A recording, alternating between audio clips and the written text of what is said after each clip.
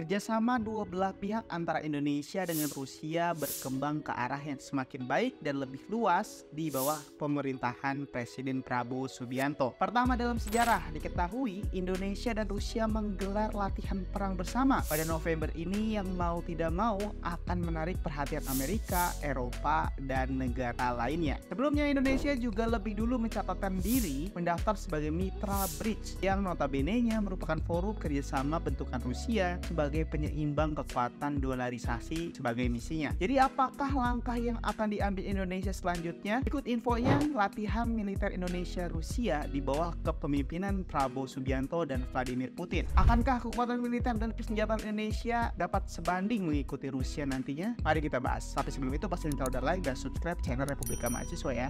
Let's go.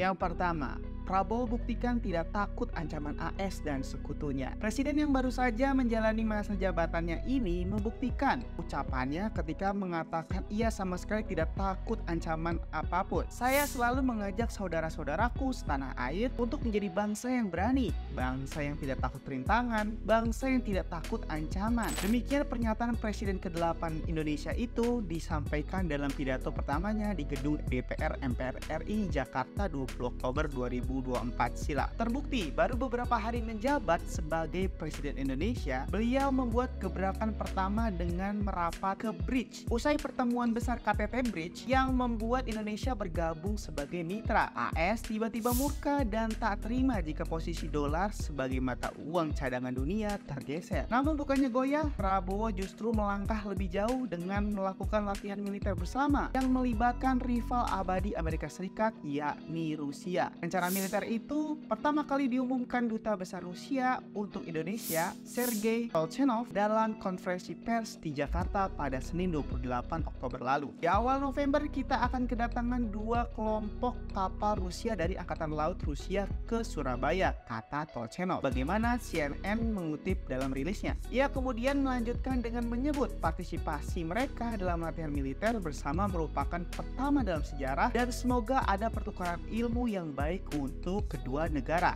Wah, sering banget nih. Militer kita latihan dengan sesepuh yang sudah sering ikut perang di lapangan. 2. Latihan militer gabungan Oruda 2024. Setelah bocor ke media, publik pun mulai bertanya-tanya seperti apa latihan militer bersama Indonesia dengan Rusia yang dimaksud. Namun, sebelum terlalu jauh, penting untuk diketahui bahwa latihan ini merupakan hasil kesepakatan yang dicapai para pejabat Angkatan Laut kedua negara dalam pertemuan pada tahun 2018 yang sudah lama. Pertama kali dilaksanakan latihan bersama ini ternyata dinamai Oruda di tahun 2004. Kutip VOA, nama Oruda sendiri merupakan kombinasi dari simbol nasional kedua negara, yaitu Orel sejenis elang Rusia dan Garuda Indonesia yang kita sudah ketahui semua.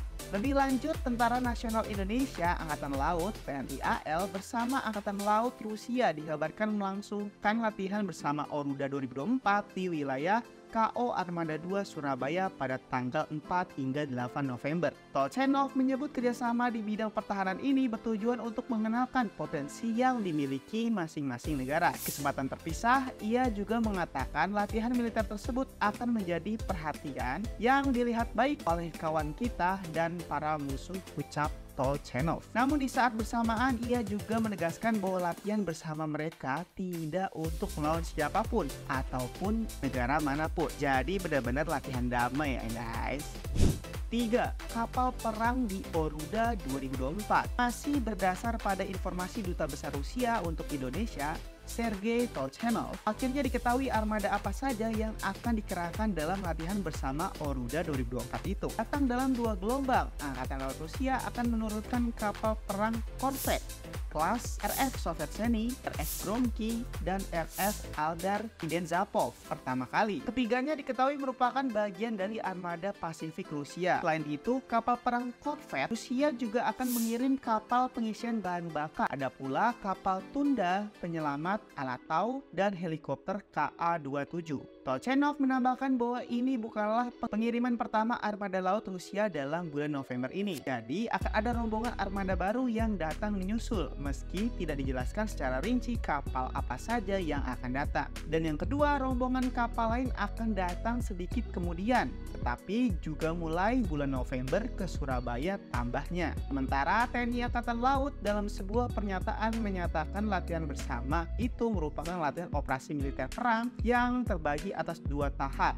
yaitu Harbor Phase yang berfokus di pelabuhan dan Sea Phase yang berfokus di perairan lepas. Untuk itu TNI AL akan mengarahkan KRI Gusti Ngurah Rai 332, KRI Franz Kaisyipo 368 dan helikopter AS 565 MBA. Sebelumnya, Kepala Staf Angkatan Laut Laksamana TNI Dr. Muhammad Ali mendorong seluruh personel TNI AL untuk mempersiapkan dengan matang latihan bersama agar berjalan sesuai rencana. Wah, kalau ini udah pasti dong, biar nggak malu-maluin. Hehehe. 4.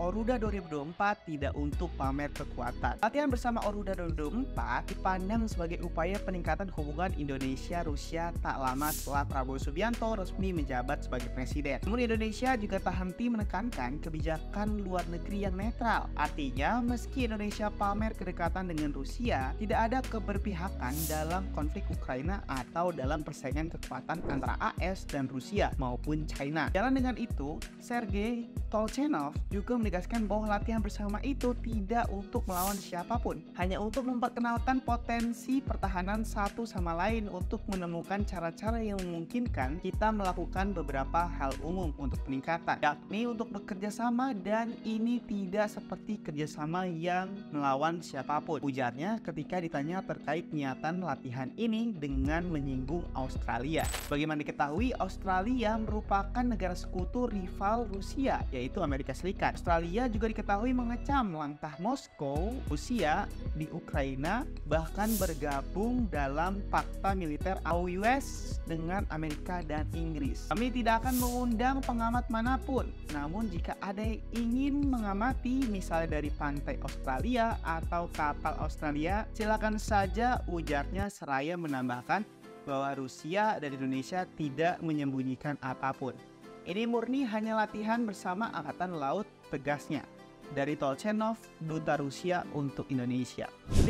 Hubungan RI dan Rusia di kepemimpinan Prabowo. Indonesia dan Rusia mewakili dua negara harmonis di mana hubungan diplomatik keduanya sudah terjalin 74 tahun lamanya. Terlebih di bawah kepemimpinan Prabowo Subianto, kerjasama dua negara diharapkan dapat terus berkembang di berbagai sektor. Menanggapi itu, Senator Federasi Rusia dari Republik Dagestan, Ilyas Mokhanov, mengatakan hubungan bilateral Indonesia-Rusia sangat dinamis, terutama karena hubungan di antara kedua pemimpin. Upacara ini luar biasa dan yang hebat adalah presidennya, katanya kepada Antara setelah menghadiri upacara pelantikan Presiden dan Wakil Presiden RI Oktober lalu. Sebelumnya, dalam pertemuan bersama Putin di Istana Kremlin pada bulan Juli, Prabowo menyatakan minatnya untuk bekerja sama dengan Rusia mengembangkan tenaga nuklir di Indonesia. Terbilang Rusia sudah cukup berpengalaman untuk hal itu. Prabowo yang saat itu masih menjabat sebagai Menteri Pertahanan menyoroti hubungan persahabatan jangka panjang dan dukungan historis yang bisa diberikan Rusia pada Indonesia, termasuk infrastruktur dan bantuan militer, serta menekankan komitmen Indonesia untuk memperkuat hubungan bilateral dengan Rusia. Jadi bisa dibayangkan bagaimana hubungan ini akan terjalin makin kuat dalam masa kepemimpinan Presiden Prabowo. Latihan bersama Oruda misalnya dianggap sebagai momen penting sekaligus menjadi wadah untuk berbagai di bidang pertahanan. Selain itu, ketika Prabowo Subianto resmi menjadi Presiden ke-8 Indonesia, Rusia menyampaikan harapannya agar Indonesia dapat menjadi rekan bisnis, terutama dalam pembelian persenjataan militer seperti 11 jet tempur Sukhoi Su-35 Flanker E Rusia yang sempat direncanakan dipesan namun ditangguhkan sebelumnya karena kekhawatiran sanksi barat. Hubungan Indonesia-Rusia kian hangat di bawah kepemimpinan Prabowo Subianto tanpa rasa takut lagi. Namun seperti dua mata pisau, pasti akan ada pihak yang tidak suka, dan kalian tentu tahu negara mana saja yang akan terganggu dengan hubungan harmonis Rusia dengan Indonesia ini. Bagaimana pendapat kalian mengenai hubungan antara Rusia dan Indonesia saat ini? Coba tuliskan tanggapan kalian di kolom komentar ya.